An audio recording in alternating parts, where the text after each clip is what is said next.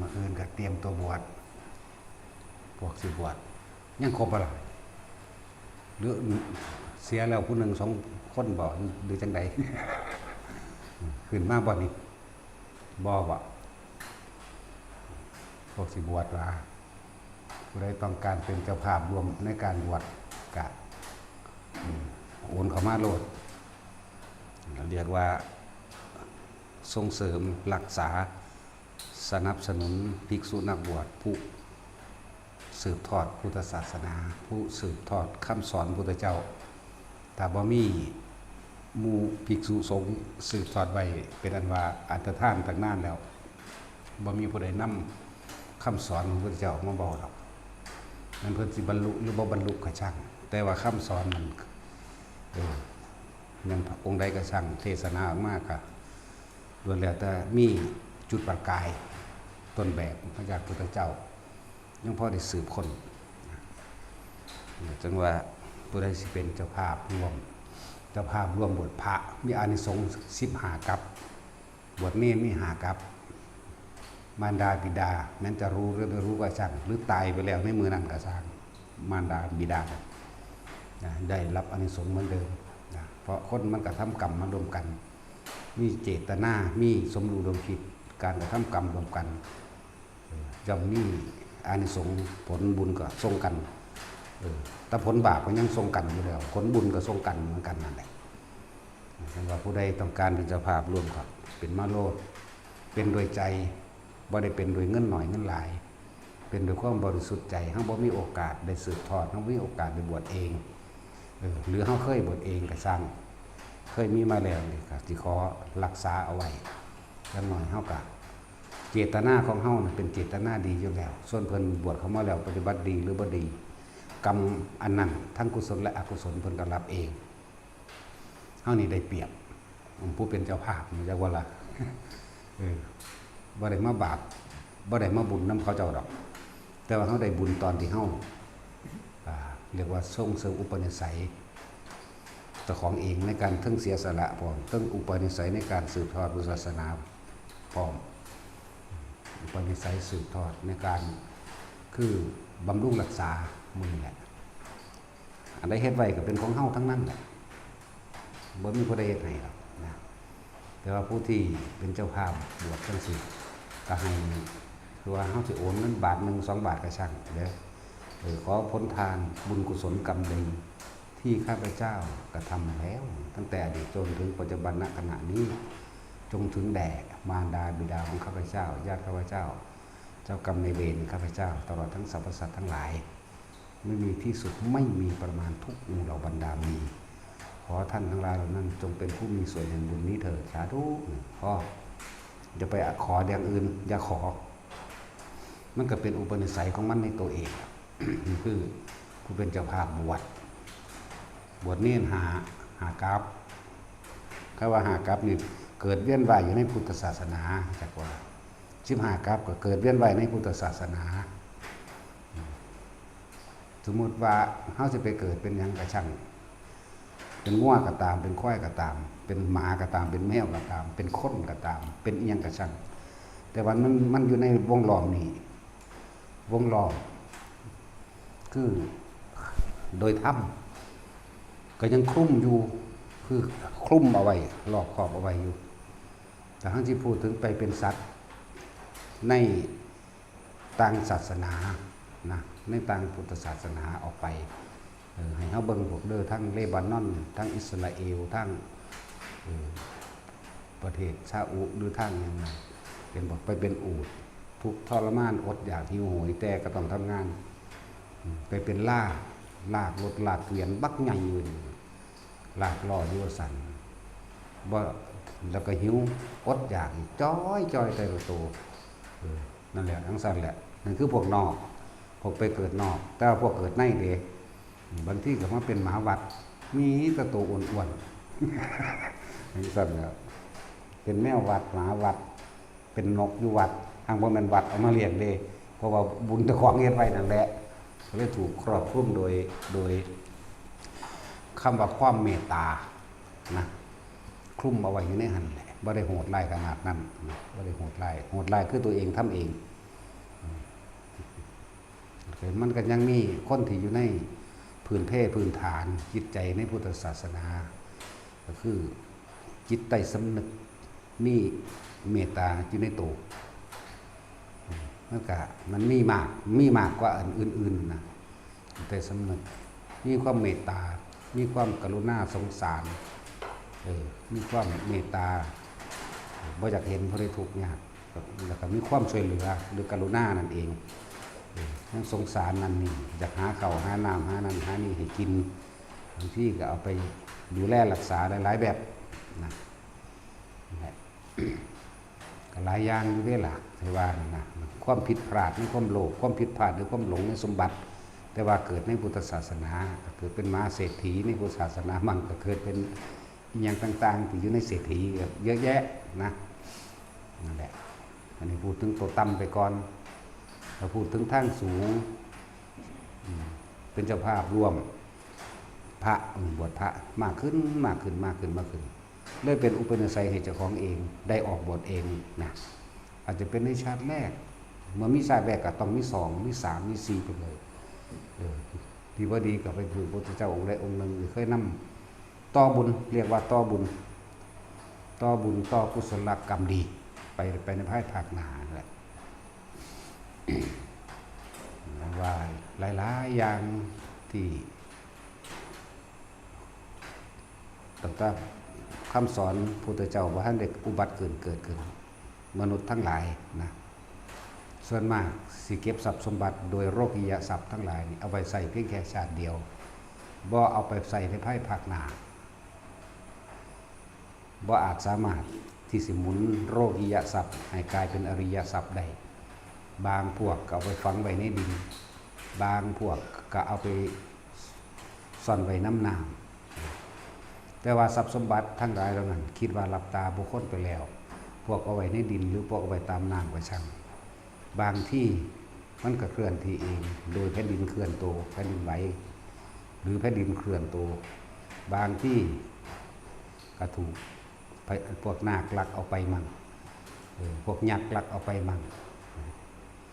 เคลื่อนตัวไปเด้เพราะเป็นเพราะเคลื่อนเด้และอีกอย่างหนึ่งก็โดยตนเองหลงลืมที่ไว้มั่งเนี่ยคือสัญญามันไม่เที่ยงเรียกว่าความจำมันบ่เที่ยงแท้แน่นอนแม้บางที่ก็ถือว่าเขาไม่ได้ตั้งใจไปหลักแต่ว่าเขาไปคุดนั่นนี่เห็ดป้ายแล้วไปคุดถูกเขาก็เอาไปมั่งเนี่ยทั้งสี่แหละมนุษย์เอาไปมั่งมนุษย์ลักไปมั่งทั้งสั้นแล้วเทวดาซ่อนตัวมันเคลื่อนที่ได้เองเด้บางอย่างก็ดีที่เขาว่าเคลื่อนที่ได้เองนั่นแหละถ้าเขามีโอกาสแล้วก็ได้ยินได้ฟังให้หมุนเวียนในโลกียทรัพย์เปลี่ยนเป็นอริยทรัพย์เป็นสะพานทางเดินข้ามไปสู่ความหลุดพ้นคืออริยะนี่แหละ มันเป็นแบบนั้นพวกโบราณตะกี้เขาเจ้าผู้บ่มีศรัทธาผู้มีความศรัทธาในธรรมศรัทธาในพระพุทธเจ้าศรัทธาในความตะกี้มันบ่รู้เลยพากันเอาไปซ่อนไว้เสื่อมไว้แบบนั้นบางที่ตัวเองก็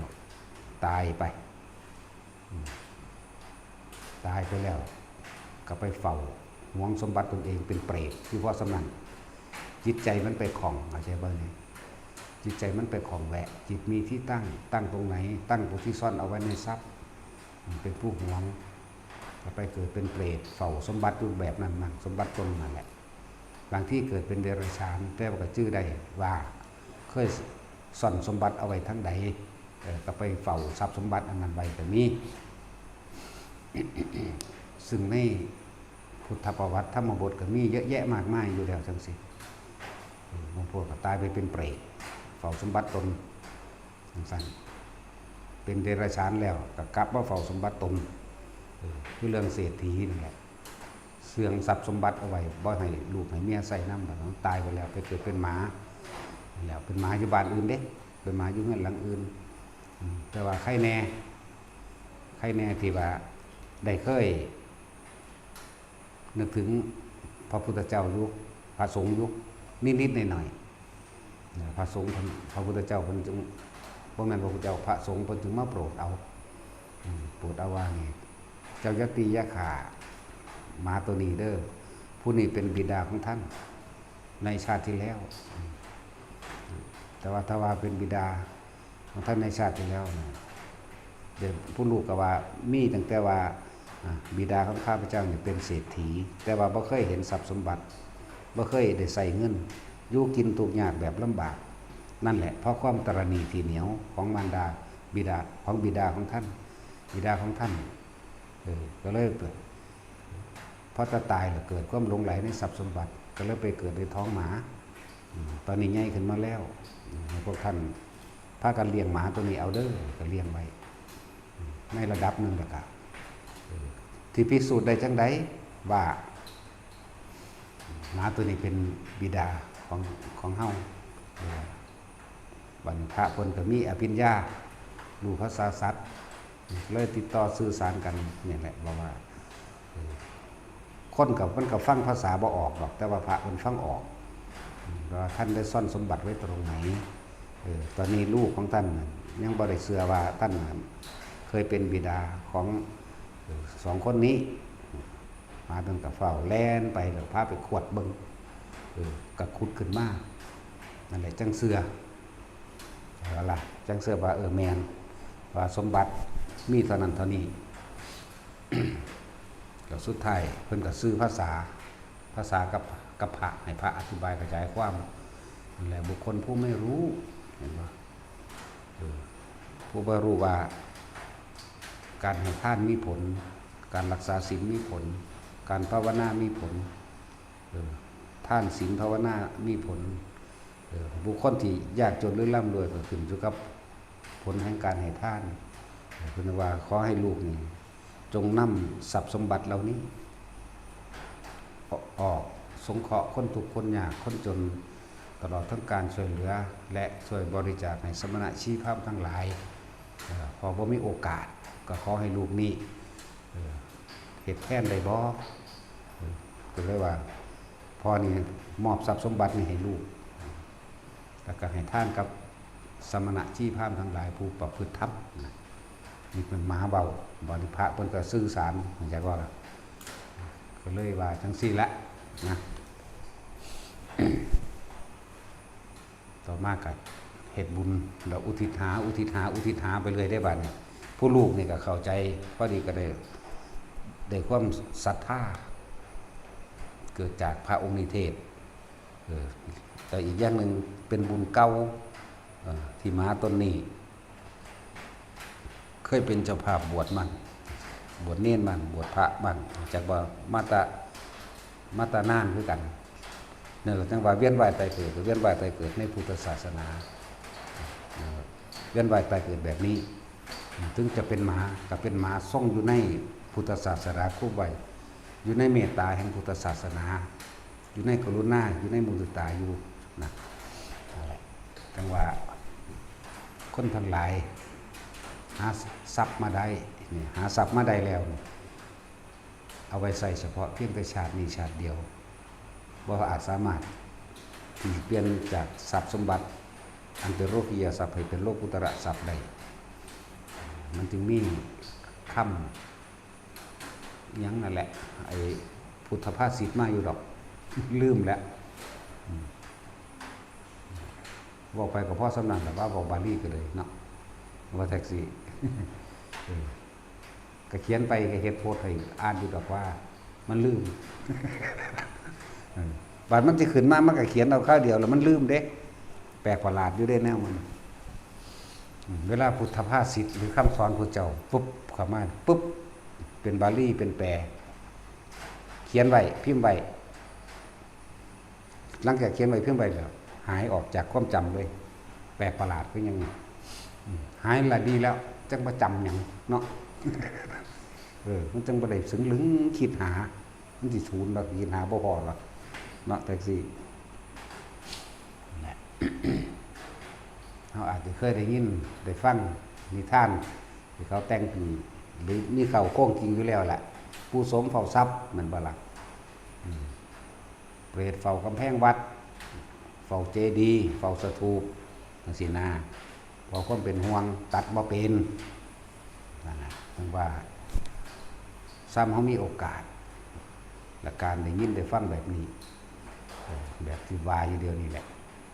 เพราะเรื่องของกรรมเป็นเรื่องที่มีความละเอียดสลับซับซ้อนแจกแจงอธิบายได้ยากอยู่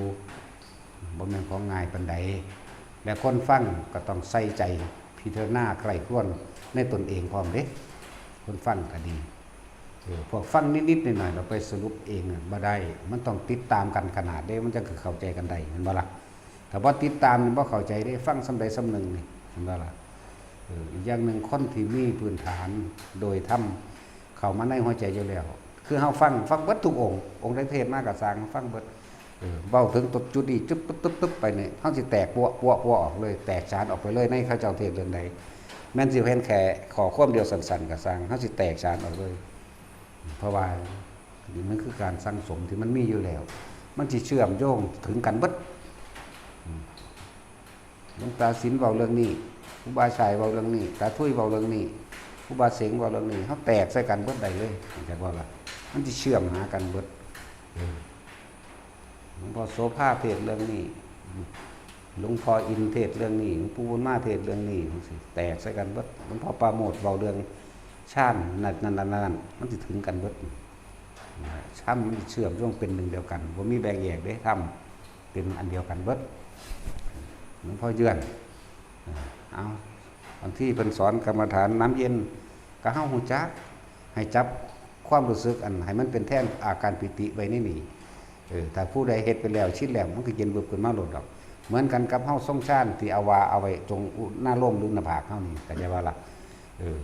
แค่นึกซื่อๆมันก็เป็นแล้วเด้บัดมันนึกเอาความรู้สึกเด้มันไม่นึกเอาคิดเข้าใจบ่มันคนละอย่างกันเด้ครับมันเป็นแล้วเข้าใจบ่ล่ะเอาความรู้สึกเข้าบึบเอาเข้าไว้ใส่ก็ได้บัดนั่นแหละได้ทั้งนั้น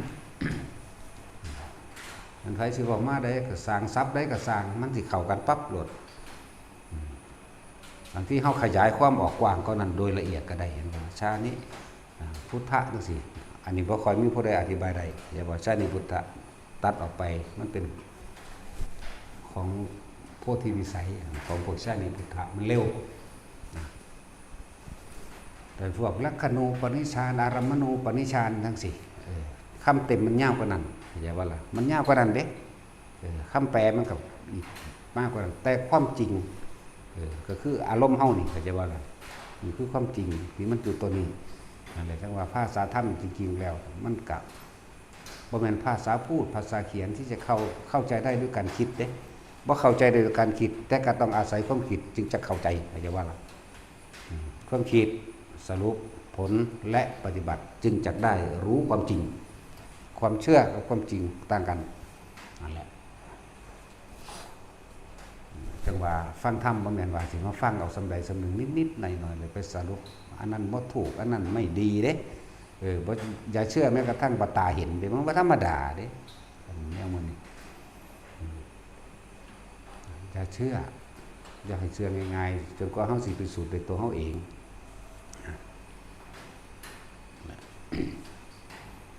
แล้วผู้จะเป็นเจ้าภาพบวชพระที่จริงเฮาสังวรคำว่าพระหนึ่งอยู่เด้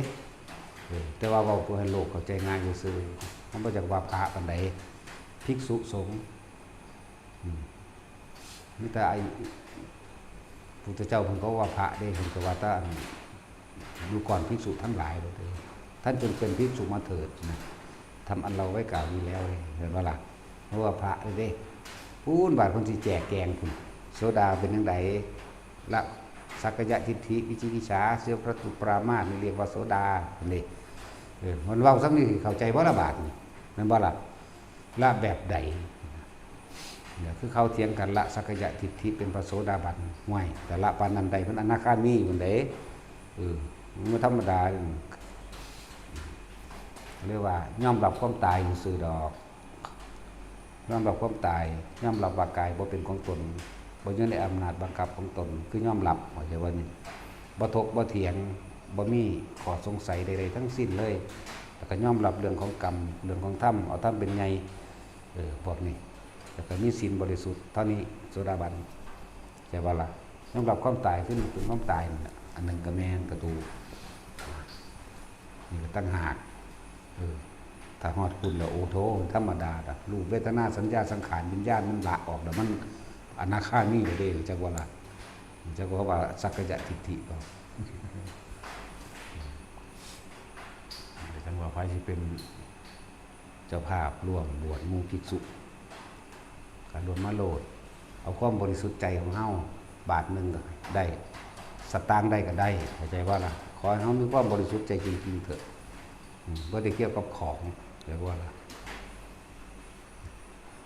พระอินทร์องค์ปัจจุบันนี่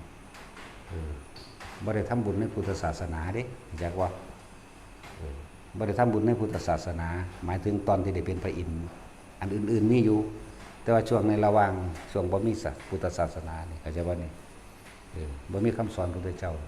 เราก็ทำบุญสัตตบททั้ง7เราเฮ็ดเบิดครบล่ะทั้งเลี้ยงบิดามารดาสงเคราะห์บุตรภรรยาตลอดทั้งเลี้ยงบริวารให้ทานแก่ยาจกวันิพกขอทานหรือสมณะตะกี้คือฤาษีชีไพก็จะบ่ล่ะเราเฮ็ดเบิดนั่นแหละคุณธรรม7นี่เฮ็ดให้บุคคลเป็นเท่าเป็นพระอินทร์ได้นะนั่นแหละอังคูลเทพบุตรเกิดที่หลังเพียงแค่ใส่บาตรพระสงฆ์ทีเดียวแต่ว่าแสงสว่างมากกว่าแสงมันใหญ่กว่าแรงกว่าคือว่าแหละหลอดตุมกากับหลอดนีออนมันต่างกันเนาะพวกคนรุ่นใหม่บ่จักหลอดตุมกาหรอกแต่เสียมึงรู้จักบ่หลอดไฟหลอดตุมกามึงจักบ่หลอดแดงๆนะแต่บ่แม่นสีแดงเด้ รุ่นตะสินรู้จักอยู่แหละแต่ว่านี่อังคูลเทพบุตรใส่บาตรเทเดียวนึงเด้นึกถึงผลท่านที่สิของท่านไว้ไปเกิดดาวดึงเหมือนกันแสงสว่างกว่าอีกใหญ่กว่าอีกเขาอวดกันเขาเทียบรัศมีเขาเทียบนันนี่กันเขาเทียบทั้งแสงพวกโลกกันนะโลกทิพย์น่ะอย่างนั้นก็เลยถามสักใส่เลยเลี้ยงโอ้ยเบิ่งมันเทวดาเขาก็เกิดคนมันเป็นแล้วใดมันแสงไงกว่าเฮากูอายเขาเด้ไปถามเบิ่งถ้าโอ้ยท่านทำบุญโดยอีหยังมันจะมากสว่างกระจ่างแจ้งยิ่งกว่าผู้ขาได้เห็นบ่ล่ะโอ้ยใส่บาตรทีเดียวนึงดอกอย่าถามถอยอยากอายนั่นก็เลยปรึกษากันนั่นแหละจังว่าแอบลอยลงมาใส่บาตรพระกัสสปะชีโกงพระอรหันต์อีกต่างหากเนาะชีโกงเอาเด้ไปอินผู้นี่แหละไว้ดีหัวดีเป็นหลักบุญเขาพระกัสสปะออกจากนิโรธสมาบัติเล่งเบิ่งแล้วโอ้สิไปโปรด2ตายายนี่ผู้มีคุณเคยเป็นพ่อเป็นแม่เฮามาแต่อัตภาพที่พันที่แสนที่ล้านทั้งใดก็ไม่รู้ล่ะจังว่าล่ะจะไปโปรดเอาแล้วเล่งไปแล้วบ่แม่นญาณของพระพุทธเจ้าบ่แม่นว่าพระอรหันต์ทั้งเบิดก็สิรู้อยู่ตลอดบ่คือพระพุทธเจ้าเด้พระพุทธเจ้ามีอนาาวรณญาณเด้สิ่งที่จะไม่รู้น่ะไม่มีเด้นั่นแหละอนาาวรณญาณบ่มีหยังขวางขัดขวางหรือปิดบังความรู้พระศาสดาได้เด้นั่นแหละอนาาวรณญาณบ่มีหยังกั้นเข้าใจบ่นี่เป็นญาณปกติสัพพัญญุตญาณก็เรียกว่ารู้ทุกอย่างนั่นบ่แต่ว่าอนาาวรณญาณไม่มีเครื่องกั้นนั่นแล้วคนละแบบกันส่วนพระมหากัสสปะออกจากนิโรธสมาบัติแล้วเพิ่นก็เป็นปกติเข้าใจบ่เพิ่นก็เฮ็ดไปคือปกตินี่แหละคือคนธรรมดานี่แหละบ่ได้เข้าช่องเข้าฌานบ่เข้าญาณเข้าเยินอีหยังดอกมันก็ไปธรรมดานั่นแหละ พระอินทร์ก็รู้ว่าโอ้สิไปโปรด2ตายายนี่ไปหาดลบันดาลเอาได้บัดนี่เรียกว่าหลักเรียกว่าเป็นหลักบุญเขาเจ้าขี้โกงตัวกับเมียหันเมียกับขี้โกงพระอินทร์นั่นนี่ล่ามกเด้เมีย3เรียกว่าปานนันวานผู้ใดเมียหลายตบแล้วเนาะผู้บ่ตกสั่นยิ้มมุยๆอยู่เห็นว่าสิตกคือหลังนั่นสั่นแล้วกับเมียขี้โกงพร้อมทำท่าแปลงลงไปเป็นพระอินทร์แปลงเฮ็ดเป็นคือบ้านย่ายนั่นแหละเฮ็ดแบบทุกอย่างเลยแหละก็มาละบัดทำท่าเฮ็ดงุกงักน้ำนั่นแหละ วันนี้ออกมาหน้าประตูเฮือนห่างๆดอกกังโกกเบิ่งทำทานน่ะอยากว่าขี้โกงเล่นเนาะบอกโอ้ยยายพระคุณเจ้ามาพอมีอาหารอันใดอยู่บ่นั่นน่ะเดี๋ยวเด้อนิมนต์พระองค์เพิ่นไว้สักก่อนว่าเด้โอ้ยพระคุณเจ้าโปรดสงเคราะห์คนทุกข์คนยากด้วยเถิดข้าน้อยนั่งคุกเข่าอยู่หั่นเลยทั้งเมียกับท่านทาเต่าๆมาเด้ท่านทาโอ้ยพอดีอาหารเฮาก็มีอยู่ซ้ำนี้แหละซั่นนิมนต์พระคุณเจ้ารับอาหารและบิณฑบาตจากคนยากคนทุกข์เถิดเจ้าข้ามันก็เปิดบัตรเราพอแต่อาหารตกลงบาทมันเดียวกินอาหารมันเป็นทิพย์มันก็กึ่มขึ้นโดยแล้วเนาะหอมห้วยขึ้นอ้าวมันบ่แม่นตัวเด้นี่กันตัวบัดนี้ก็ให้กันซะติว่าล่ะให้เด้พระกัสสปะล่ะให้พระอินทร์คนทุกข์คนยากบ่ทางใดอัตแล้วเฮาสิไปโปรดเอาคนทุกข์คนยากตั้งพูนเป็นหยังจังมาหาเฮ็ดแนวนี้โอ้ยผู้ขานี่แหละเป็นคนทุกข์คนยากเมื่อกี้นี่อังกูลเทพบุตรเกิดใหม่จักอายเขาแสงสว่างใหญ่กว่าผู้ขาผู้ขาก็ขอแสงสว่างใหญ่ยิ่งกว่าเขาเลยเถิดสั่นหรือใหญ่อีหลีเขาสมาบัติออกว่าสมาบัติมันได้เด้สั่นแหละพ่อกับเพิ่นได้แล้วก็จงไปเสียจากที่นี่ไปกับไปตัวกูได้แล้วเข้าใจว่านี่ ไปเท่าเฮาตัวบัดนี้ พวกขันมันไปเท่าเฮาบัดนี้ตัวเวียนหลอกละครจังค่อยๆไปเวียนหลอกพระเจ้าเขาลบอยู่นั่นแหละถึงสั่นบัดนี้สุดที่2สิไปโปรดเอาอีกเข้าใจบ่พวกดังฝ่าทั้งอื่นๆอีกเด้เนี่ยสิหาวิธีมาดักบัดนี้เพิ่นส่งชาติไว้ที่เพิ่นย่านถูกหลอกพระอรหันต์ถูกหลอกเดี๋ยวบัดนี้พระมหากัสสปะซ้ำมหาสาวกรุ่นใหญ่ซ้ำถูกหลอกนั่นแล้วบัดนี้หมู่นางฟ้าเทวดาก็จักได้คือกันทำทาเห็นบ่มาขอนิมนต์พระพุทธเจ้าโปรดรับอาหารของคนทุกคนยากเย็นคนก็ว่าไปดีดนิ้วแป๊กฝงหนีเบิดทุกยากวันทั้งใดสูเป็นเทวดาแล้วดีเดี๋ยวนี้ดีดนิ้วแป๊กซื่อไปเลยเด้กระจุยกระจายขึ้นบนวัดนี่แหละขึ้นแหละนักว่าครั้งที่2ก็สิถือเพิ่นบ่ยอมให้ถือหรอกเพิ่นทรงชาติเขาจะว่านี่เพิ่นอาจสิเดินยางอยู่ในทรงชาติ3เพิ่นนั่นแหละมันก็รู้มันก็หลับของมันจังซั่นแหละก็3ตัวจังไปสงเคราะห์เอา2ตายายนั่นได้ของจริงนะแต่ว่าเดี๋ยวนี้พระอินทร์บรรลุโสดาบันแล้วเด้ลงมาทำบุญในพุทธศาสนาแล้วบัดนี้มีผู้ขึ้นไปโปรดเพิ่นเลยบรรลุโสดาบันเห็นว่านี่พระอินทร์องค์นี้บรรลุแล้วเด้ดาคือเก่ากันดาบ่ได้เพราะเพิ่นเป็นพระ แต่ว่าก็เอาลามกคือเก่าแหละว่าเมียยังสามท่านได้ปากันเดี๋ยวคนเนาะโอ้ยจังสินอกกับไปดอกมึงบ่ได้เห็นนำก็เลย เนาะว่าซั่น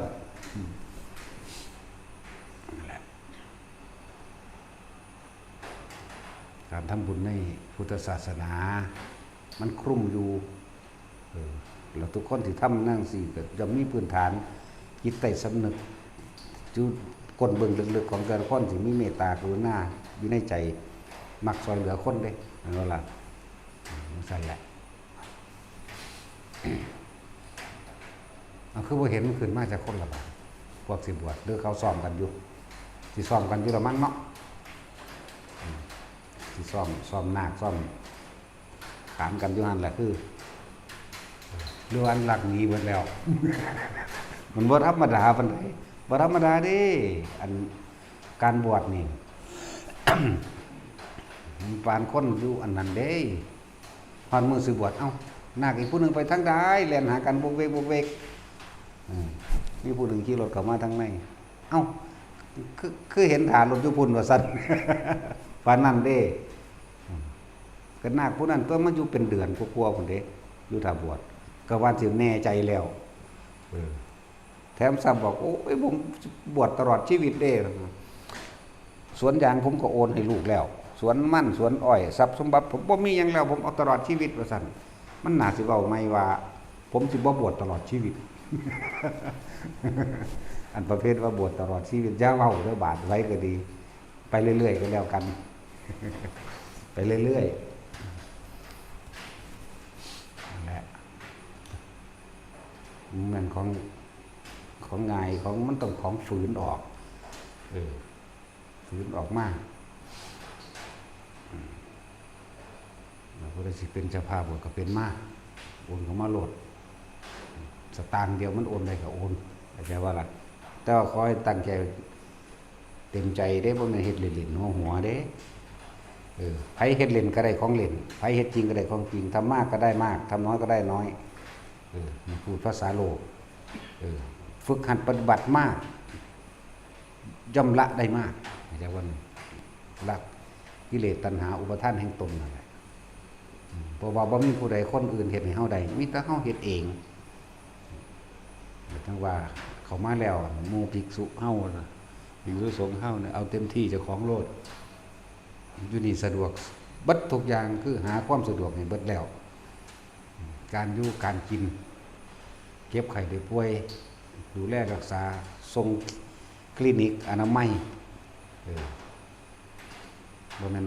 มีคนขับรถให้มีคนพาไปแนะไปหาตำหม่องดีๆทั้งนั้นเลยการเก็บไข้ได้ป่วยก็ดีแต่พวกใดที่ว่าบวชเข้ามาแล้วมาป่วยมานั่นมานี่โอ้ยันเป็นภาระอย่าเว้าอย่าเว้าว่าเป็นภาระบ่ได้เป็นภาระเป็นโอกาสดีอย่างหนึ่งของหมู่สงฆ์ว่าเพิ่นสิดูแลกันบ่หรือแม้กระทั่งว่าเป็นโอกาสอย่างหนึ่งของหมู่อุบาสกอุบาสิกาของทั้งหลายการดูแลภิกษุไข้ภิกษุป่วยนะถ้าผู้ใดอยากอุปถากพระพุทธเจ้าก็ให้ดูแลหรืออุปถากหมู่สงฆ์ผู้เจ็บไข้ได้ป่วยนั่นแหละแม่นว่าล่ะจังสั้นก็เลยเป็นโอกาสเบิ่งกันแต่ภิกษุบ่เบิ่งภิกษุปรับอาบัติเด้สิบอกให้ ปรับอาบัติผู้ใดเก็บไข้ได้ป่วยดูแลกันนั่นแหละจังสั้นแหละอันนี้หมายถึงหมู่ภิกษุสงฆ์เหมือนกันผู้ใดไข้ได้ป่วยจังสั้นจังสี่ไข้เบิ่งกันเด้ถ่ายมันไทยกันจังสั้นจังสี่เจ็บปวดเมืองใดหรือท่านเคยกินยาหยังก็ว่าไปแม่นบ่ล่ะโอ้เป็นนักแล้วตัวนี้เดี๋ยวสิให้เขาเจ้าหมู่นั่นพาไปหาหมอก็ว่าไปนั่นว่าดูแลใช่ว่านั่นแหละเอิ้นว่าผู้ใดต้องการอุปถากผู้ใดจะกับทั้งดูแลรักษาภิกษุไข้ผู้สุป่วยนั่นแหละบ่ได้เป็นภาระดอกมันมีในพระวินัยอยู่ในหันอยู่สิออกไปรักษาทั้งนอกหรอกบ่ซ่านถ้ามันจริงนะ ก็อย่างนึงถ้ามันบ่จริงเกี่ยวขีดตัวซึก แบบว่าล่ะมันมีหลายเล่ห์เหลี่ยมอยู่เด้เนาะกิเลสมันแหลมคมก็อย่างนี้เด้ถ้าว่าแหลมคมมันสิผูกค้นไว้ได้เท่าปานนี้บ่เนาะเตียนไว้แต่เกิดปานนี้บ่ จังว่าขึ้นอยู่กับเจ้าของเองเด้อเฮาทำสมาธิได้มากก็ละกิเลสได้มากนั่นแหละแล้วบ่ได้เกี่ยวกับผู้อื่นเด้ส่วนการงานบ่ให้บังคับกันสักส่วนกันได้อยู่แต่ว่าบ่ให้บังคับกันสักส่วนกันอันนั้นนะเฮานี่นะเฮาไปก็ไปบ่ไปก็แล้วไปเขาจะว่าล่ะ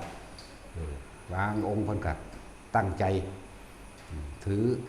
อดข้าว5 มื้อ10 มื้อแล้วแต่เพิ่นนี่สักชิกมันพิเศษขึ้นมากแต่ว่าบางองค์ก็แบบนี้บางองค์ก็แบบนี้แล้วแต่ความที่เพิ่นสิสมถะของเพิ่นขึ้นมาเรื่องของเพิ่นขึ้นไปก็แล้วแต่ตั้งสัจจะอธิษฐานของเพิ่นเองเฮ็ดเอาบ่มีไผเฮ็ดให้ไผได้แล้วทั้งว่าขึ้นอยู่กับตัวเฮาเด้บางพวกก็มานั่งเว้ากันอยู่นี่ก็บ่เอาคือกันเด้อเวลาหลวงพ่อเทศน์แล้วนี่หมู่ภิกษุสงฆ์พวกเฮานี่จะมาออกกันจะมาคุยกันอยู่ข้างๆเด้อยู่ข้างๆมองโลกล้างบาทเนื้อผ้าเฮานี่รีบกลับไปที่กุฏิของตนทางของตนคนก็คือกันคนก็คือกันเด้อว่าค่อยๆมันก็หุนยินแต่เสียงหายใจก็ยังหุนยินไม่สิว่าหยังกับเสียงเบาเด้อถ้าสิคุยกันไปคุยอยู่หม่องไม้พุ่นไปกุฏิเจ้าของเบิดมือเบิดเว้นมันบ่มั่นบ่คุยกันเนาะมาคุยอย่างตอนเขานั่งภาวนามันมวนมันมั่นก็บ่บอกเป็นการรบกวนสมาธิเป็นบาปเข้าใจว่าล่ะเวลาตัวเองที่ทำสมาธิสิมีแนวมารบกวนรังควานเจ้าของเหมือนกัน พวกนี้นี่แหละทำสิ่งใดได้สิ่งนั้นนะอยากบ่ล่ะรบกวนสมาธิเขาเจ้าถ้าเสียงลมหายใจมันก็หูยินอยู่ภาษายังสิไปเว้ากันบ่ว่าค่อยกะสร้างนะก็มันก็หูยินคือเก่าเข้าใจว่าล่ะอันซุบซิบนั่นน่ะก็เสียงหายใจทุกคนอยู่นี่มันก็หูยินกันเด้ล่ะนั่นแหละอย่าเว้ากันถ้าสิเว้าหนีไปเว้าอยู่พุ่นอยู่กุฏิไผมันพุ่นล่ะหมู่ภิกษุสงฆ์สามเณรเฮาก็คือกันรีบกลับไปกุฏิของไผของมันผู้สิขึ้นผู้ก็ขึ้นไปผู้สิเข้าทางก็เข้าไปผู้สินั่งผู้สิยืนผู้สิอ่านผู้สิท่องจำบทใดก็ตามเฮ็ดไปส่วนผู้อันนั่งภาวนาอยู่ผู้ตั้งใจเขามีมากคนที่ตั้งใจอยู่นี่มีหลายเด้ผู้บ่ตั้งใจก็กลับไปอยู่กุฏิเจ้าของถึงเวลาเจ้าของก็ถูกรบกวนเด้อธรรมดาเด้รบกวนเหมือนกันถูกรบกวนสมาธิเหมือนกันอย่างนั้นเฮ็ดให้เขาเจ้าก็กังวลต่ออุ้มอิ่มอยู่หั่นนะเฮ็ดแบบได้แบบนั้นทั้งเบิดแม้กระทั่งลุกขะเทวดาในสมัยพุทธเจ้าพุทธกัสสปะนะภิกษุองค์นั้นเป็นสหธรรมิกหักกันหลายไปนำกัน2องค์เนาะไปนำกันเรื่อยๆ2องค์ไปทั้งใดก็ไปนำกันก็ม่านเทวดาลุกขะเทวดาว่าคือทดลองเบิ่งกันนะเห็นบ่ล่ะทำตาพุ่นปวดท้องท้ายบอกว่าท่านผมขอทำธุระส่วนตัวในเรื่องผมปวดท้องท้ายก็เข้าไปท้ายท่านรออยู่นี่ก่อนก็รออยู่เพราะตะยางออกมาเทวดาแปลงเป็นผู้ยิ่งวื้อสินเวิบน้ำหลังลุกขะเทวดาก็ไปแปลงเป็นผู้ยิ่งยางน้ำกลออกมาแล้ววื้อสินเวิบเพิ่นจ้องเบิ่งแล้วโอ้ยชิบหายแล้วเฮาต่อไปนี้ผมก็คุ้นขาดกันบ่ไปน้ำกันอีกนั่นเฮ็ดให้ภิกษุเข้าใจผิดแตกแยกทั้งที่บ่ได้เจตนาให้แตกแยกเกิดความอาฆาตบาดหมางแต่ว่าเพียงแค่ว่าตั้งใจไว้ว่าสิทดลองเบิ่งว่าเขาเจ้าสิแตกกันบ่ซื่อๆเด้บ่แม่นเฮ็ดให้แตกถึงขั้นว่านั้นถึงขั้นว่าเป็นสังฆเพศนั่นนะแต่มันก็เกือบอยู่นะอันนี้ก็เลยหลังจากนั้นลุกขะเทวดาเบิดอายุนั่นแล้วก็สิไปรับกรรมในนรกนิดๆหน่อยๆอยู่หั่นแหละแล้วเกิดมาในศาสตร์นี้ก็ได้มีเดี๋ยวว่าท่านได้จบในศาสตร์นั้นต่อมาพระพุทธเจ้าแสดงธรรมอยู่เมืองไกลๆบ่ท่านได้เว้าเรื่องไปเกิดบัดนี้พระพุทธเจ้าแสดงธรรมสงฆ์2องค์นี้จากกันแล้วเด้นานจากเป็นปีพุ่นละพุทธเจ้าเสด็จเข้ามาสู่เมืองพาราณสีบ่แม่นพุทธเจ้าองค์นี้เด้พุทธกัสสปะพุ่นเด้ใจว่านี่สงฆ์องค์นั้นก็มาทางนี้สงฆ์องค์นี้ก็มาทางนี้บ่เข้าไปหากันอีกลุกขะเทวดาเกิดความบ่สบายใจมันเข้าไปขอความอนุเคราะห์จากพระพุทธเจ้าว่าผมทำกรรมแบบนี้เพิ่นก็เว้ารู้เรื่องแล้วสงฆ์ทั้ง2องค์บ่ทันได้ตายตอนนี้เธอยังมีชีวิตอยู่แล้วก็อยู่ในสถานที่นี้ให้เธอเขาไปกราบที่แทบเท้านั่งยองๆไปกราบที่แทบเท้าทั้ง2องค์แล้วก็คุยกันว่าท่านน่ะเป็นลุกขะเทวดามื้อนั้นได้ทดลองเบิ่งว่าท่านสิเป็นแบบนั้นบ่สิได้แตกกันบ่แบบนี้ผมแท้เฮ็ดทดลองว่าท่านทั้งสองสิมีความเข้าใจผิดกันบ่ให้ไปรับสารภาพทั้ง2องค์เราตถาคตจะเป็นผู้รับรองให้เห็นบ่ล่ะจะเอิ้นภิกษุ2องค์นั้นมาเห็นบ่ได้ลุกขะเทวดาก็ปรากฏกายขึ้นเฮ็ดเป็นกายหยาบเห็นกราบเท่าทั้ง2องค์แล้วคุยเรื่องจิตตะของเฮ็ดผิดมาเห็นบ่พระเจ้าก็รับรองให้2องค์ก็เลยกลับมาเป็นสหธรรมิกไปน้ำกันเหมือนเดิมเรียกว่าล่ะนั่นแหละหลังจากเบิดอายุเทวดาพวกนั้นแล้วตกนรกนิดหน่อยตกคือเก่าเด้ที่บอกให้แต่ว่าบ่นานซื่อหลังจากนั้นก็มาเกิดเป็นภิกษุองค์หนึ่งในสมัยพุทธเจ้าโคดมเมาเริ่มตั้งแต่มือบวชเขามีรูปกายหญิงยังน้ำก้นโลดย่อล่ะ ฮ็ดอะไรเฮ็ดแต่เจ้าของเฮ็ดจังได๋ได้ก็ได้แบบนั้นมันเริ่มตั้งแต่หมู่อุปสมบทขึ้นนะเป็นผู้ยิ่งอย่างนำกลเลยอันนี้สิบ่แม่นพระพุทธเจ้าเป็นผู้บวชให้อาจสิเป็นสาวกบวชให้เดี๋ยวจะว่าดิสาวกของพระโคดมเฮานี่มาเกิดในสมัยพระโคดมแล้วเด้อว่าเริ่มแต่บวชออกหลังออกจากไปมีผู้ยิ่งอย่างนำตลอดในระยะ50 เมตรนี่มีผู้ยิ่งอย่างนำบวช50 เมตร100 เมตรไปทางใดเขาก็บ่ใส่บาตรให้แล้วมันบ่ล่ะหลายนานจนเรื่องลือมาถึง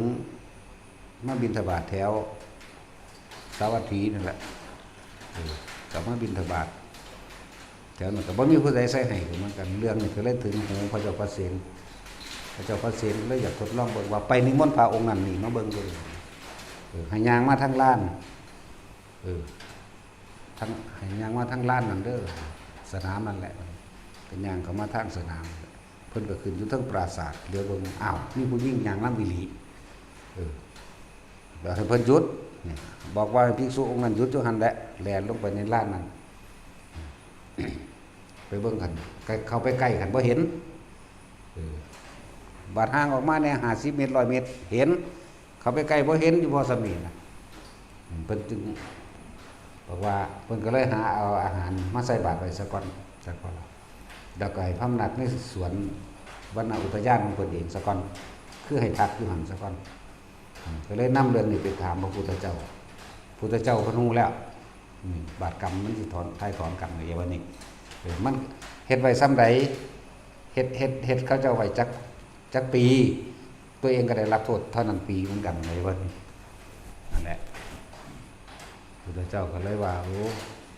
กรรมอันเกิดจากการกันแกล้งทดสอบทดลองในสมัยศาสตร์นั้นก็เว้าความจริงมันอ๋อเป็นแบบนั้นก็เลยภิกษุนั้นมาพระพุทธเจ้าก็เลยแสดงธรรมให้ฟังก็เลยบรรลุนั่นแหละกรรมมันที่สิ้นกันมันให้ผลกันอยู่เป็นปีพุ่นเด้สิบ่อดอยากคือบ่แม่นบ่ครับบ่มีผู้ใส่บาตรให้นะนั่นแหละจังว่าบ่สมควรเด้อไฟเฮาบ่ฮู้ว่ามันมีไฟแต่ว่าไฟนี่มีความร้อนเสมอเนาะ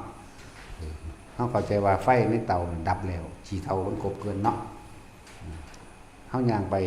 เฮาเข้าใจว่ามันดับเฮาตีนไปเหยียบปุ๊บมันร้อนคือกันเลยเห็นบ่นั่นแหละการทำลายสมาธิจังไห้คนเขาเจ้าก็นั่งอยู่นี่บ่โดนได้30 นาทีนึงเด้มันคือสิมันในลมกับแท้ในอันตอนนี้แม่มันหมุนขึ้นในมันสิแซ่บคักปังคือเนื้อกินแบบตายอดตายอยากมาได้กินนี่บ่อันเว้ากันนี่เนาะเห็นว่าแท็กซี่คือคนหิวข้าวมา3 ปีนี่บ่ได้กินนี่บ่เนาะจะหาเฮ็ดนั่นแหละถ้าบ่ภาวนาเนื้อโมก็ลุกไปโลดพุ่นไปคุยกันอยู่พุ่นแต่ว่ามันบ่มั่นเนาะมันเป็นจังไดมันคือบ่มั่นเนาะมันบ่คืออยู่นี่ได้ท่วงนั้นท่วงนี้เนาะสี่ใส่พระองค์นี้สี่ใส่เพิ่นผู้นี้เด้โอ้โหมันคือหยังนี่ถ้าบ่นั่งก็ให้กลับกุฏิเจ้าของเด้อนะครับหมู่ภิกษุสงฆ์หมู่นี้ก็คือกันรีบกลับกุฏิเจ้าของผู้สิขึ้นผู้ขึ้นไปอย่าปากผู้ย่างรับไปนี่ก็ดีหุบปากไว้จักว่าล่ะเนาะแต่หายใจดังก็กั้นลมหายใจไว้อย่าหายใจดังแต่ลมหายใจมันก็หูยินเด้มันบ่ธรรมดาเด้มันเงียบเข้าคักๆว่านั่นแหละอย่าเฮ็ดผู้ใดนั่นก็เลยผู้ใดเป็นก็เลยแต่บ่นั่งมันก็จะบ่ต้องนั่นคือกลับไปคุยกันอยู่พุ่นแต่บ่ได้อรรถรสเนาะ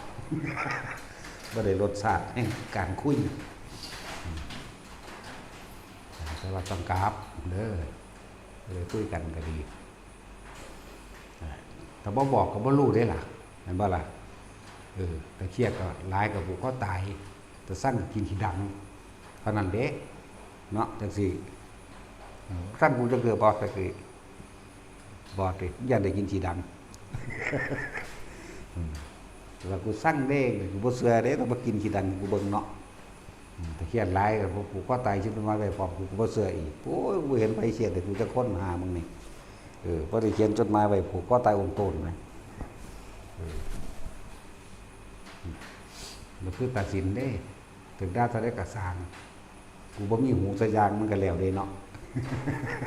บ่มีหูพวกนี้ไอ้จ้อยก็บ่มีสมองขนาดเอายาบำรุงสมองให้อยู่เด้ยานี่ตู้ไปเลยคือว่าทำงาน ยานี่สู้ฤทธิ์กันบ่ได้เพราะสมองหิน คือว่าสามารถซึมซาบเข้าไปได้สมองได้ยานี่ยาอย่างดีพุ่นเด้จากอิตาลีพุ่นเด้โอเวอร์แมนเนาะเยอรมันเนาะอันนี้ว่าของจริงเด้นี่บำรุงสมองบำรุงหยังแน่ล่ะเขามาให้หลวงพ่อแล้วก็เลยให้ยายจอยกินไป2 ปุกแล้วมั้งแต่ว่ายานี่บ่ทำงาน บ่อาจสามารถซึมเข้าไปได้ก้อนหินนั่นได้ก้อนหินสมองหิน แล้วกลับเมื่อหน้าเราเนี่ยเมื่อเราเนี่ยถ้ารถหันหน้ามาทางขวาปุ๊บเราจะขึ้นรถปุ๊บเราจะตั้งรถได้บัดนี้แล้วก็หันหน้ามาทางขวานี่แล่นทางขวานี่ไกลมันได้ก็สร้างกูก็แล่นมาจังซี่แล้วก็แล่นมาสมมุติว่ามาทางขวานี่กิโลนึงแล้วก็สิแล่นไปตามกิโลนึงนั่นแหละขึ้นมาเพราะว่ารถมันตั้งหน้าไปทางนั้นถ้ารถตั้งหน้ามาทางนี้วาง300 เมตรนี่แล้วก็ลัดมาหม่องเก่านี่แหละมาหม่องจุดเดียวนี่แหละเป็นตะเงิดคือหยังนี่ก็ยังว่าบักอย่าบำรุงสมองกูใส่บ่ได้บ่สมองหินคือกินหยังเข้าไปแล้วมันบ่ซึมซาบเข้าเนาะทางตรงนี่300 เมตรมั้ยก็ตรงมาหม่องเก่ากันนี่เด้นี่ถ้านี่รถมันหันหน้ามาทางนี้ขึ้นปั๊บกักมา300 เมตรแต่ถ้ารถมันหันหน้าไปทางคุณอ้อมได้บัดนี้อ้อมไปก็ไม่มองนี่ล่ะก็ศูนย์ก็ยังงี้เด้ถ้าได้จังสี่ก็เสียงสิไปสโลสิว่าสิฮอด หยังโอ้ยแล้วก็ศูนย์ได้บัดนี้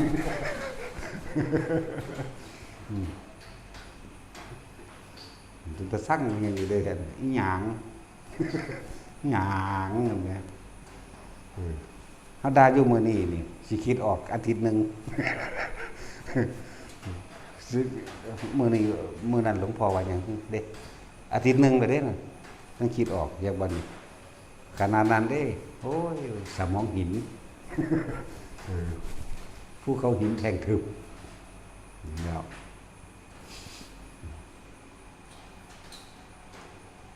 ว่าเฮ็ดอันใดได้อันนั้นเด้อไผก็ดีเฮาทำสมาธิเฮาก็ได้กำลังแห่งสมาธิกำลังเฮาสิเพิ่มขึ้นจังว่าล่ะจิตตั้งมั่นมากขึ้นถ้าเฮาบ่ทำเฮาก็บ่ได้ฟังซื่อๆเข้าใจเบิดล่ะไผก็เลยภาษาฟังเนาะการฟังเป็นเหตุแห่งการคิดเป็นเหตุแห่งการสรุปความเห็นได้แต่ว่าในสรุปความเห็นได้แค่ว่าเข้าใจยอมรับแต่ว่าโตกิ่งมันจริงๆน่ะเพิ่นให้อยู่ในปัจจุบันจังว่าล่ะเฮาเข้าใจเบิดนั่นแหละแต่เฮ็ดจังได๋กูสิได้คือหม่องสรุปมันคือเพิ่นเว้าไว้จังว่านี้ผู้ใดอยู่ในปัจจุบันขณะใดในลมหายใจอันนี้แหมคือการละแหมอันตามความเข้าใจมันเข้าใจโพดเข้าใจสรุปได้คนที่เกิดมาแล้วบ่แก่บ่เจ็บบ่ตายบ่มีตัวเฮาเองก็ต้องเจ็บตายบ่มีผู้ใดละตัณหาอุปาทานได้คือบ่มีความอยากได้หยังผู้นั้นก็เข้านิพพานก็เข้าใจก็อย่าว่านี่สรุปได้เห็นบ่แต่ว่าการละบ่แม่นการคิดบัดนี้อย่าว่าล่ะมันเป็นการแสดงความเห็นหรือสรุปความเห็นได้อย่าว่าล่ะละจริงๆคือต้องบ่คิดเห็นบ่ซั่นถ้ายังคิดอยู่ไม่ใช่การละมันต้องหยุดคิดปรุงแต่งเอาหยังมันเป็นตัวหยุดคิดปรุงแต่งให้มันได้ก็อย่าลมหายใจเด้ซั่นนั่นแหละอยู่กับลมได้มันก็เป็นปัจจุบันขณะแบบว่านี้ความคิดมันบ่ออกไปเด้มันต้องเป็นสมาธิแบบว่าการหยุดคิดมันมีหยุดคิดโดยธรรมชาติอย่างหนึ่งก็บ่ทันได้เป็นการละดอก แต่ว่าเฮาสิหลับตอนใดตอนนั้นมันหยุดคิดมันบ่มีสติสัมปชัญญะแล้วตอนนั้นเข้าใจบ่ล่ะหยุดคิดธรรมชาตินอนหลับการเข้าฌานเข้าใจบ่ล่ะอันนึงเฮาเข้าฌานนี่หยุดเลยหยุดคิดอย่างสั้นแล้วก็หยุดคิดโดยอสังขตธรรมวิสังขารรู้ท่านความคิดได้คำว่าวิสังขารรู้แจ้งเห็นจริงตามความเป็นจริงในความคิดแล้วแล้วหยุดคิดในการปรุงแต่งอย่างใดอย่างดีอย่างนี้เป็นบ่มีความคิดในการอย่างใดอย่างดีมีเป็นเรื่องอื่นว่าวิสังขารวิปัสสนาสังขารคือความคิดเห็นความคิดตามความจริงแล้วว่าทุกสิ่งทุกอย่างเกิดจากความคิดความคิดอย่างใดอย่างดีอย่างนี้อย่างเป็นนี่จะก็เกิดอารมณ์เคลือบแฝงไปด้วยนั่นแหละพบเกิดแล้วจากบ้านนี้คิดเกิดจากมันบ่คิดเดี๋ยวมันก็บ่เกิดแต่สิเว้าแยกตามความเป็นจริงแล้วจิตกับความคิดบ่แม่นอันเดียวกันแต่ว่าก็ต้องอาศัยจิตเพราะทุกสิ่งอย่างมันอยู่ในจิตจากบ้านนี้แต่จิตบ่คิดมันจะเอาหยังไปเกิดเพราะว่ามันบ่มีที่ตั้งนั่นบ่ล่ะที่ตั้งก็คือที่เฮาคิดถึงทุกคนเคยมีบ้านคิดถึงบ้านนั่นแหละมันไปตั้งอยู่บ้านเอิ้นว่าคิดถึงบ้านแล้วปรุงแต่งต่ออยากปรับปรุงบำรุงซ่อมแซมอยากเพิ่มเสริมเติมแต่งอยากนั่นอยากนี่นั่นแหละเกิดจะว่าล่ะนั่นแล้วเกิดในรูปนั้นเกิดในร่างนี่เปลี่ยนรูปเปลี่ยนร่างไปเรื่อยเข้าใจว่านี่แท็กซี่มึงคิดฮอดเมียมึงก็เห็นหน้าคิดฮอดลูกคิดฮอดพ่อคิดฮอดแม่คิดฮอดหมู่พวกเพื่อนฝูงในที่ทำงานคิดฮอดรถคิดฮอดสนามบินคิดฮอดหมาคิดฮอดเป็ดคิดฮอดไก่นั่นแหละเปลี่ยนรูปเปลี่ยนร่างเข้าใจว่านี่สั้นตัวตายอารมณ์ค้างบางใดบัดนี้ต้องมีคำว่าอารมณ์ค้างนำเด้อย่างว่านี้ก็ไปตามอารมณ์เป็นตัวใบตัวภพตัวภพมันโกรธไปทางใดนรกโลภอยากได้โลภเปรตหลงทรัพย์สมบัตินี่บ่เป็นกลางไว้จากบนเดรัจฉานคิดไปในทางถึงผ่าอยากถวายผ่าไตกับบาทจักสุดเด้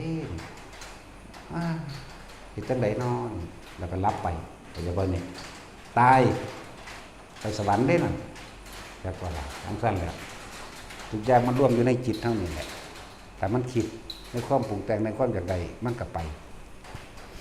แต่คิดถึงพระก็ไปเกิดทั้งสวรรค์ใช่ว่าล่ะทั้งสั้นแต่สิสวรรค์สั้นใดก็ขึ้นอยู่กับความเข้มข้นของกำลังจิตเฮาอยู่บัดนี้มันก็มีกำลังนั่นแหละ คิดถึงพระสงฆ์ที่เฮาเคารพนับถือก็ไปสวรรค์คิดถึงรูปพระพุทธเจ้าหรือคิดถึงลานพระเจดีย์หรือวิหารเจดีย์ต้นศรีมหาโพธิ์อันเป็นสัญลักษณ์ของพระพุทธเจ้าเราอยากเคารพสักการะอยากเอาสิ่งนั้นสิ่งนี้เข้าไปบูชาเข้าใจว่านี่พวกนี้ไปสวรรค์นี่แหละทุกอย่างมันกำหนดในจิตเด้จิตนี่แหละเป็นผู้กำหนดทั้งหมดรายพวกเขามันพยายามในการสร้างสมสิ่งที่มันเป็นกุศลคิดไปในทางดีคิดอยากบวชเนี่ยก็เป็นกุศลมหาศาลระบาดแล้วทั้งสั้นแล้วคิดอยากบวชหาผ้าเหลืองอยู่ไสเนาะนี่แต่ว่าบ่ได้บวชตายซ้ำไปสวรรค์เด้น่ะจากบน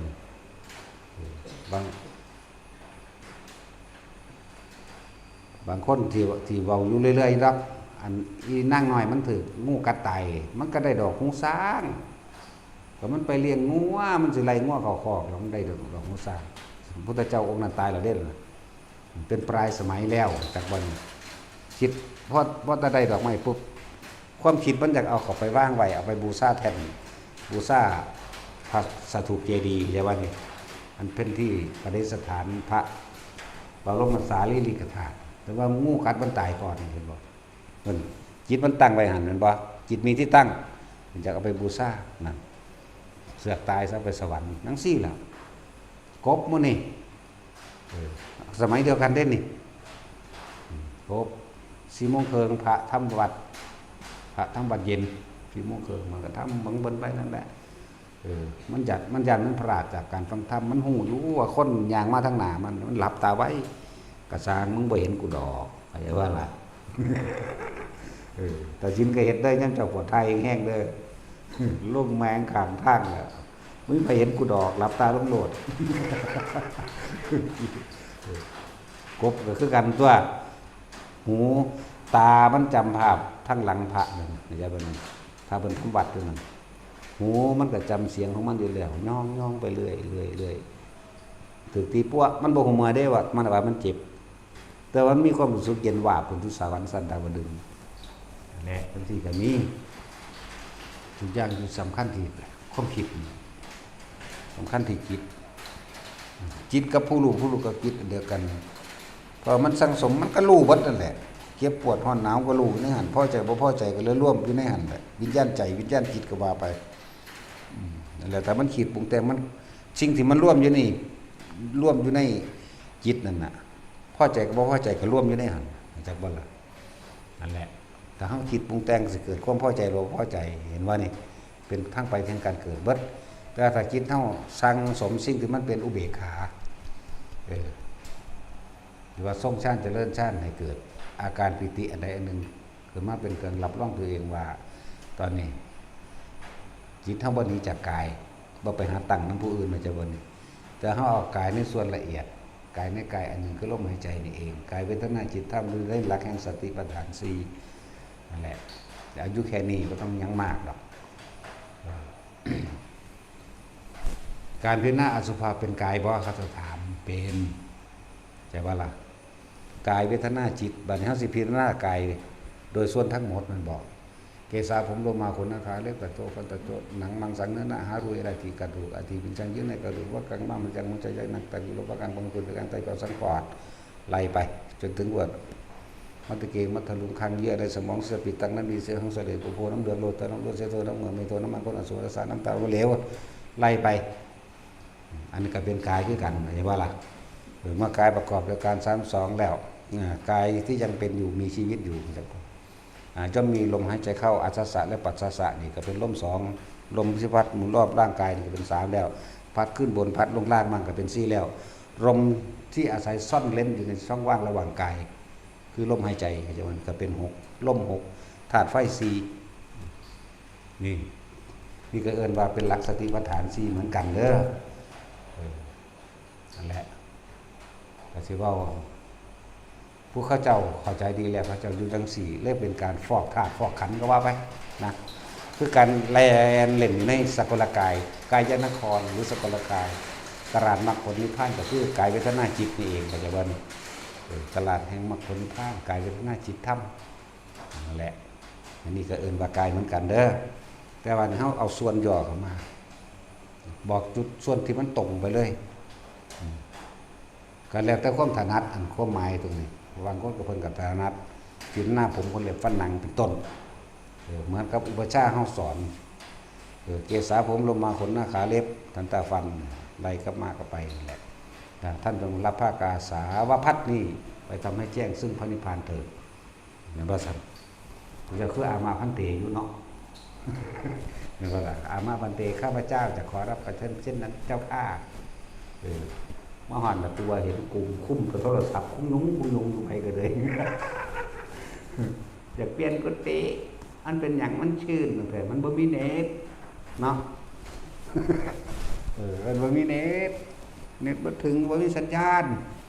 จักว่าล่ะยังสั้นเป็นส่วนมากแต่คุยได้ล่ะหิแม่บ่รู้เด้มันก็เป็นกายในกายหนึ่งเด้อใน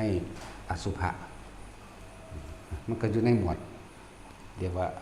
อสุภกรรมฐาน10อย่างนั่นแหละมันก็ย่นเข้ามาเหมือนกันแหละแต่ว่ามันบ่ทันได้ตรงหรือว่าง่ายเท่ากับอานาปานสติง่ายกว่าแค่ทำความรู้สึกอยู่กับลมเข้าลมออกบ่คิดอีหยังเลยแค่นี้นึงแม่เนาะแต่ว่ายากชิบหายเลยเห็นบ่ยากขนาดเลยสั้นๆแล้วอยู่กับลมเข้าลมออกส่วนคำว่าปัญญาก็ฟังนี่ก็ได้ปัญญาเบิดแล้วเข้าใจบ่นี่ฟังอยู่นี่ได้ดวงตาเห็นธรรมเบิดเลยเห็นทางเห็นวิธีเห็นสาเหตุแห่งทุกข์เห็นทุกข์เห็นสาเหตุแห่งทุกข์แล้วก็เห็นความแนวทางแห่งการดับทุกข์หรือทุกข์ดับไป เหลือแต่ตัวทุกข์ดับไปเท่านั้นเด้เดี๋ยวนี้จะว่าแท็กซี่ทุกข์นี่ฮู้แล้วนี่เป็นสิ่งสภาวะที่ทนได้ยากกันบ่ร่างกายอึดอัดเจ็บปวดร้อนหนาวนี่ทุกข์ทั้งสั้นล่ะทุกข์ทั้งกายทุกข์ทั้งใจคือความอยากได้ดังใจนั่นแหละทุกข์เป็นสภาพที่ทนได้ยากแต่ก็จำต้องทนแล้วทุกข์ก็เห็นแล้วสาเหตุแห่งทุกข์คือความอยากตัวเดียวนั่นแหละสิอยากทั้งโลกสิอยากทั้งธรรมก็สร้างเป็นสาเหตุเดียวกันแต่ว่าอันนึงมันบ่เป็นอุปสรรคต่อการบรรลุมรรคผลนิพพานมันจะบอกบ่เป็นสักขวรนิขวรบ่เป็นเครื่องขวางอันนึงนั่นแหละจังบ่มีเครื่องขวางอันนั้นในหนทางมรรคผลนิพพานอยากเป็นทางดีเพื่อเลื่อนว่าสร้างสมสิ่งที่เป็นกุศลแต่ว่าล่ะดูตะกับลมหายใจเรามันว่างเบิดเราเด่นจากว่านี่เนียนแน่นิ่งอยู่กับลมหายใจบ่มีปราศจากความคิดนึกเกิดขึ้นบ่มีทั้งที่ตาเห็นอยู่จากว่านี่ตาเห็นกับบ่คิด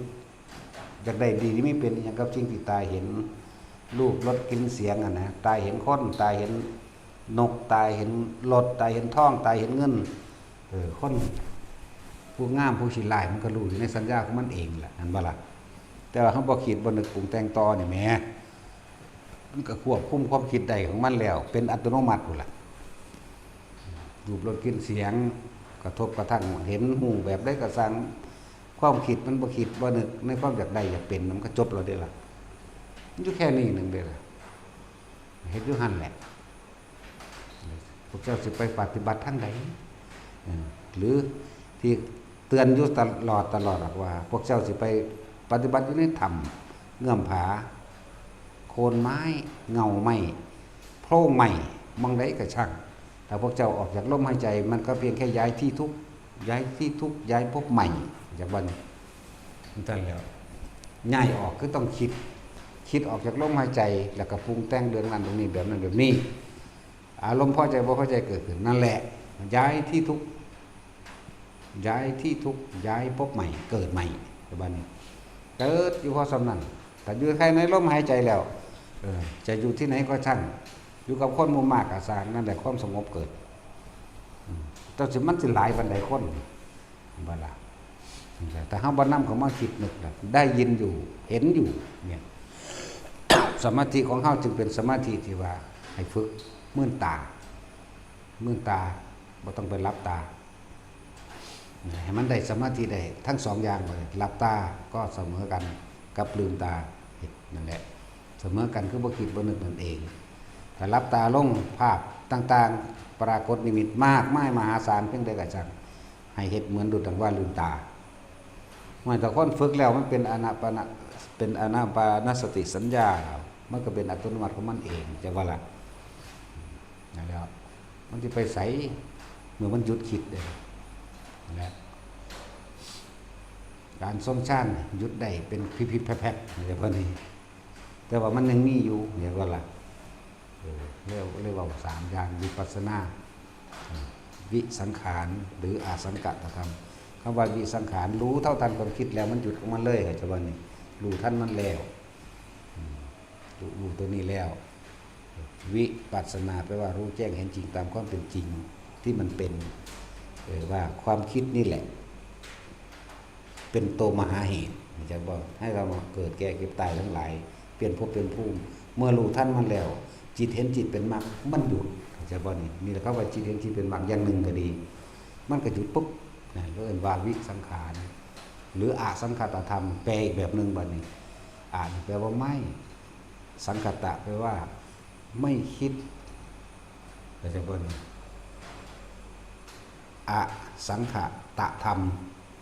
แปลว่าไม่สังขะแปลว่าสังขารแปลว่าไม่คิดแต่อย่างนี้คือความคิดนั่นเองไม่คิดปรุงแต่งในสิ่งทั้งหลายทั้งปวงที่ตาหูจมูกลิ้นกายกระทบสัมผัสรู้สึกทั้งเฉพาะกายแต่จิตไม่คิดไม่นึกอย่างว่าถ้าสิเว้าเรื่องทุกข์พวกจังสิทุกข์เฉพาะกายแต่ว่าบ่ซึมเข้าใจได้บ่ซึมเข้าในความรู้สึก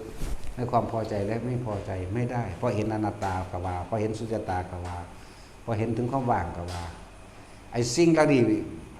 ไอ้ที่ว่าเห็นคือบ่มีแนวให้เห็นเด้อย่างว่านี้พอเข้าใจบ่เข้าใจอยู่ดอกเนาะจังซี่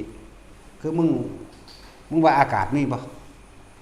เป็นรูปร่างจังไดเอาวาดมากูเบิ่งดูเนาะนั่นแหละทั้งสั้นแล้วว่างจากสิ่งที่มีเด้นั่นแหละคือจังเรื่องของพระรัตวาชะเนาะไปเลี้ยงงัวมันหายหรือน้ำหางัวพระรัตวาชะนี่ไปเห็นพุทธเจ้านั่งสงบนิ่งอยู่ใต้ต้นไม้สมณะอันนี้ไม่มีวัวจึงไม่ทุกข์จากวัวเห็นว่าล่ะสมณะองค์นี้ไม่มีพืชทันยาหารจึงไม่ทุกข์จากพืชทันยาหารนั่นว้ายว่ามันจาก10กว่าข้อพุ่นว่า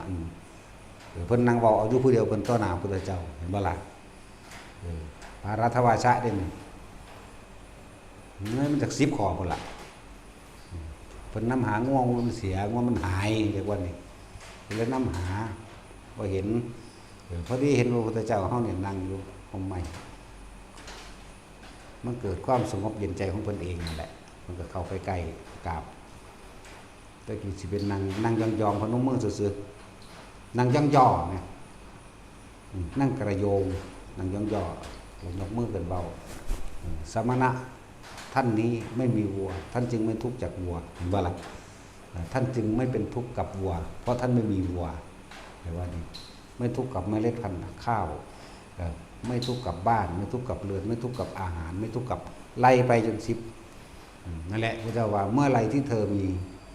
ความทุกข์นั้นจะติดตามกับสิ่งที่เธอมีเห็นว่านี่บรรลุธรรมไหมฟังสำนีหนึ่งก็เลยเนาะเอาวะแท็กซี่เอาวันอะไรหรอกมึงยากลำเอียนหมูเบิกมันอยู่ แต่สิมากเลยเอ้ยแต่มันเรียบจุดก่อนเว้ยเนาะลีเด้ธรรมดาเด้ตายสิทธิ์นั่งหลับปริญญาแหละตัวจะยังประบวชมันสั่นแล้วมันกองยากเลยเห็นว่ามันเหาะอยู่นี่มันยังบวชด้วยเลยเห็นว่านี่มันรับผิดชอบหน้าที่มันเด้ถ้าบาปมันก็ไปเนาะทำบัตรมันก็มานอนมาอันนี้มันก็มานอนสั่นแล้วแหละถ้าเขาคิดว่ามันมีเขาก็เป็นทุกข์กับสิ่งที่มีแล้วเหมือนกันกับผีนั่นแหละถ้าคิดว่ามันมีมันก็มาทำความคิดเจ้านั่นแหละถ้าบ่คิดซะเลยมันก็บ่มีเด้ล่ะแต่คิดว่ามันบ่มีมันยังคิดอยู่เด้เข้าใจว่าล่ะถ้าคิดว่ามันมีมันก็มีมาทำความคิดเฮามันสิแปลงร่างเป็นแบบนั้นแบบนี้ในจิตจินตนาการของเจ้าของมันจะเอามาจากสัญญาหนังเรื่องนั้นเห็นบ่เสียงก็คือกันเสียงอันคณะเกตทิพย์ตะเกียงคักแล้วเนาะตะสินเนาะฟังอยู่พระเจ้านิยายคณะเกตทิพย์แก้วขนเหล็กธรรมดาบ่เสียงอันมาฮ้อนอันหูตะยานนั่นเนาะ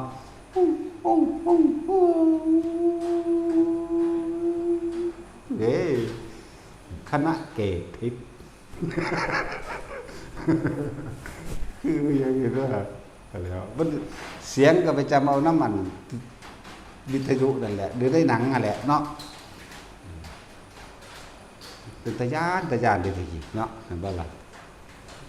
เสียงแมวก็คือว้าวเขาใส่กันโหลดเวลานั่นมาผีว่าสิกูจักว่ามันมีสมาธิในตะกี้วิทยุอันเดียวเลยท่านิ่งเนาะท่านกับท่านตากบกับตาลักษาได้ตะกี้แต่ว่าล่ะท่านได้สายตาลักษากับท่านสายตากบ6-7คนไปเรียนงัวเลี้ยงควายนำกันนี่จุ่มฟังเด้พอจะตึ้งบ่เดียวก็แตกออกเร็วธรรมดาเด้สมาธิเห็นว่ามันตั้งใจฟังนั่นแหละเนาะสวัสดี